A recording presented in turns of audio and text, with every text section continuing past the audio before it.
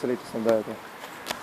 Glede na pripravljenost stranke, število nominiranih kandidatov, ki je primerljivo s prejšnjimi volitvami in tudi na osnovi dobrega dela naših županov ocenjujemo, da je možno doseči primerljiv rezultat, kot ga je Slovenska ljudska stranka leta 2010, se pravi največje število županov, 42 je tistih, ki je bilo takrat izvoljenih na listi Slovenske ljudske stranke in še 10 na skupnih listah. Nameravate imeti letos kaj več kandidatov, morda isto število, mogoče kakšna imena že lahko izpostavite? Izvršilni odbor je danes namenjen postavitvi pravil za kandidiranje, sprejem teh pravil.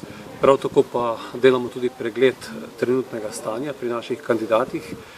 Lahko povem, da imamo primerljivo število nominiranih, kot smo imeli leta 2010 potem na volitvah.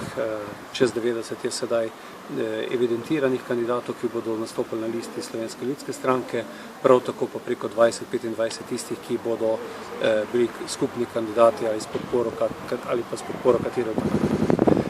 O imenih danes posebej ne bi, lahko pa omenim to, da od teh 42 kandidatov, aktualnih županov, skoraj 90% od teh kandidira tudi na sedanjih volitvah, lokalnih volitvah leta 2014. Se kakšno mogoče od zvenečih imen umaknilo, se kdo umaknil od teh županov, tako da recimo ne že povedal, ne bo kandidiral?